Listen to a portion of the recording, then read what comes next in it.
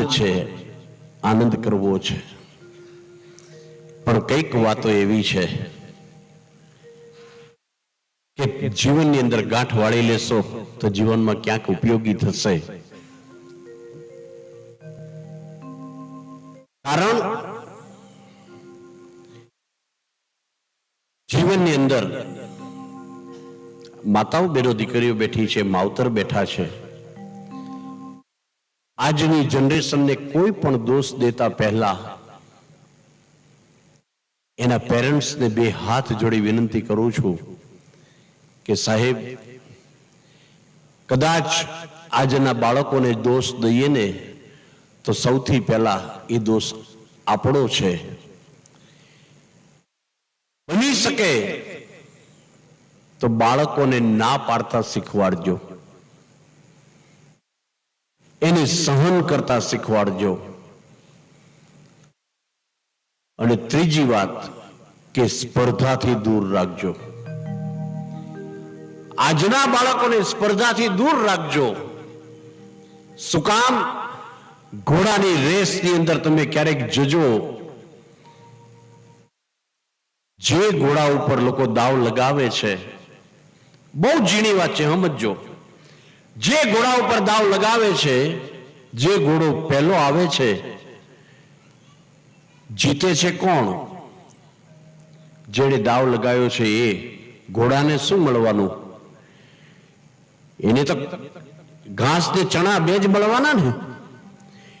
જે રેસમાં નથી એને ઘાસ ને ચણા મળે છે, આને બી ઘાસ ને ચણા જ મળવાના છે.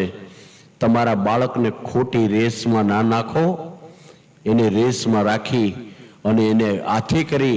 એનું કારણ છે કે સાહેબ, જ્યારે માનો કે ડાન્સિંગ ની અંદર તમે મૂક્યો તમારા બાળકને, કરે, નો ડાઉટ ડાન્સિંગ કરે, બહુ આનંદની વાત છે, પણ એને પહેલા એ શીખવાડજો કે બેટા, જિંદગીમાં હાર જરૂરી છે.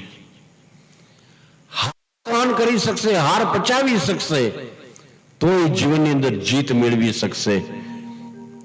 અને અત્યારના બાળકોમાં કાયમને માટે મારું ઓબ્ઝર્વેશન છે, સહન શક્તિ નથી. સહન શક્તિ એની વધે ઈ કેર લેજો તમે.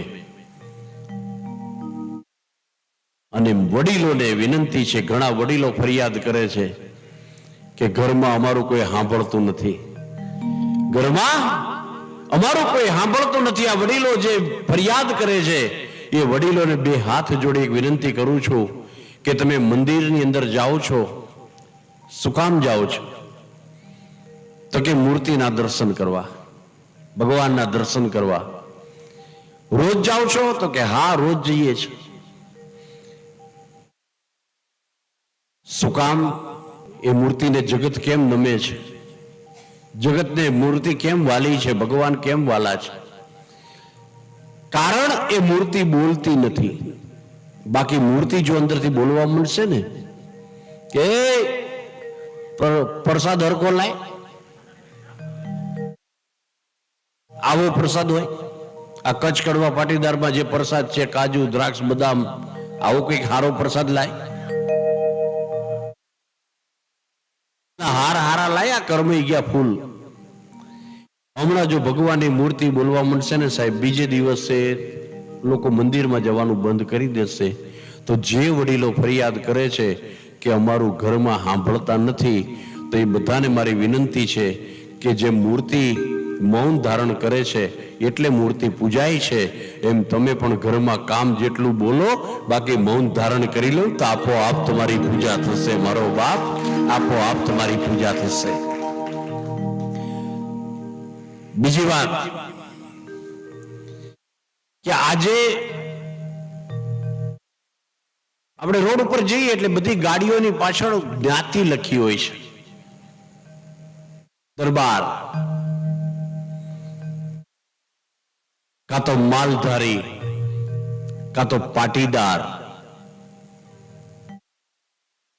જ્યાં સુધી અલગ અલગ જ્ઞાતિઓ લખાતી રહેશે ત્યાં સુધી સનાતન એક નહીં થાય. સાહેબ, આનું એક બહુ મજાની વાત તમને કરું.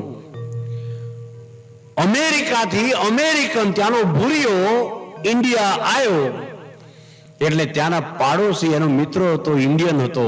એને વાત કરી કે ઇન્ડિયા જાય છે ને, તને ઇન્ડિયનો બહુ ગમશે, તું ઇન્ડિયનોને મળજે, તને બહુ ગમશે, મજા આવશે. એ ભૂરીયો ત્યાંથી અહીંયા આવ્યો. આખું ઇન્ડિયા ફર્યા પછી પાછો ગયો ને,